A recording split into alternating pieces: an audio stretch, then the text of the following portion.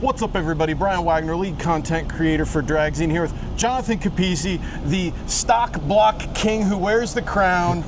Brother, you had this thing hooked up in Holland last night. What did you run last night? Went 413, 177.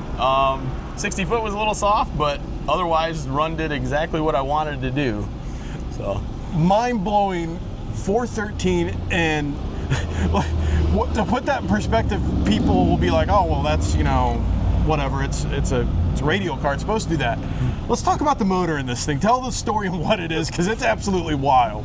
Myself and Baker Engineering put together it's a 5.3 LC9 aluminum 5.3. It is factory sleeves. It's still got water in it, hydraulic roller, factory rocker arms. It's got a good set of Brodix heads on it from Mueller Performance.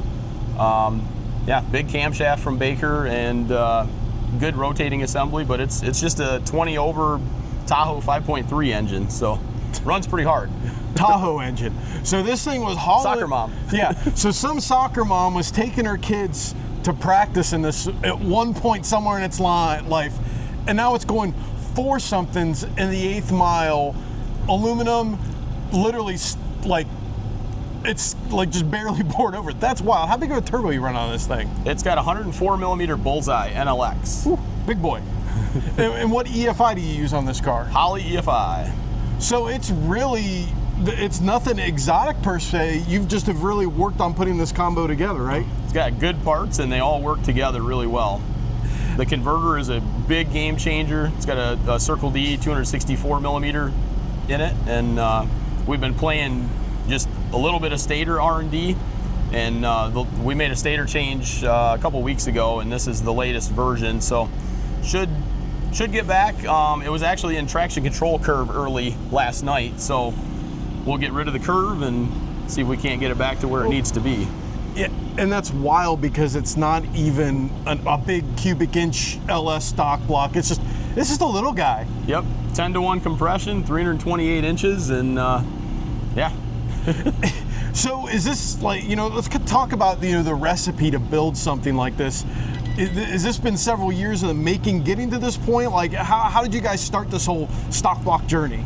So if we go kind of before my LS times, so I bought another car and a couple of junkyard engines in 2015 because at that point I had gone fairly fast with a dart block, small block Ford in the, say 15 years before that, and kind of was at the end of a technology limit at that point. I had Excel DFI on the car and MSD ignition, and at that point we had an interference or spark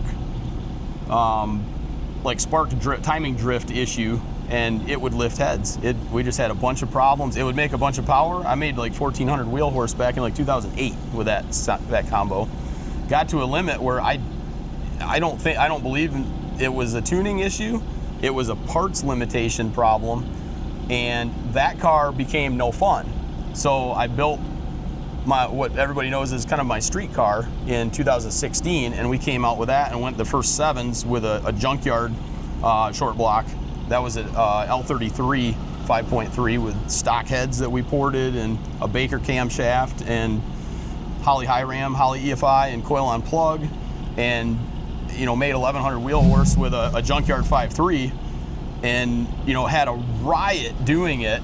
And in the last, I guess, 9 years now, this is the second car. This is a different car than my original car, but this one's a lot more serious chassis.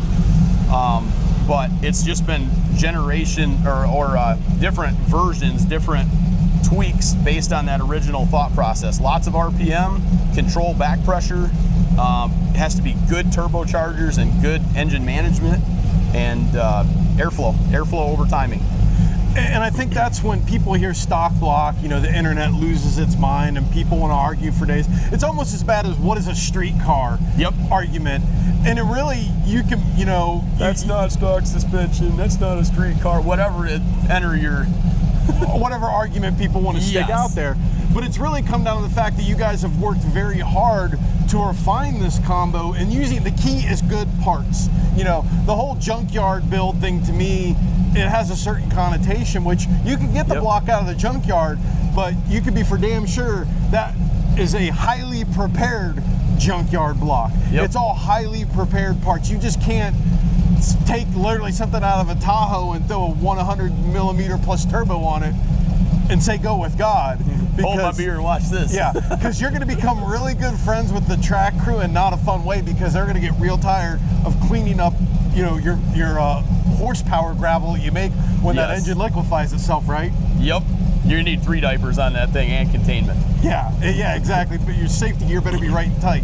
And I think the other thing that people need to understand too is, even with the right parts, you know, you've got limitations. You know, that block is only going to take so much of abuse. So it's the tuning side. You guys have really had to work hard to make sure this thing is happy and healthy, right? Yep. Yeah, the 2 biggest things: over timing, especially peak torque, low RPM stuff, and then part 2, keeping it out of peak torque. You know, we spin this motor about 9,000 RPM at this point. Converter flash is over 8,000.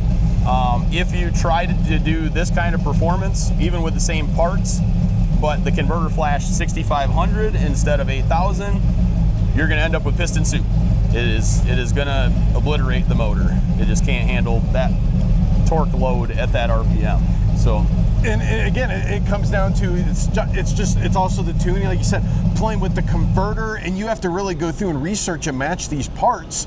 And I'm guessing you probably guys have taken a lot of baby steps with this. It's almost literally like rocket science. You're like, Trial well, by fire. Yeah, I'm pretty sure it's going to work. Let's put the beans to it, and you know, let's hope it, you know, lives, right? Yep, on paper this works, so let's go let go of the button and see what happens. And then it's the moment of, wow, that worked out great, or, well, hopefully it didn't. Oh, a wheelie, or uh-oh. Yeah, did we liquefy anything? So the $1 million question is, you know, it's you did that day 1 at the shakedown. You know, are you running the no time class? Pro 275. Also, you're in with those guys. You think there's more in it with the conditions, or are you happy where it's at? The conditions are amazing. We have air to go fast. We have everything else.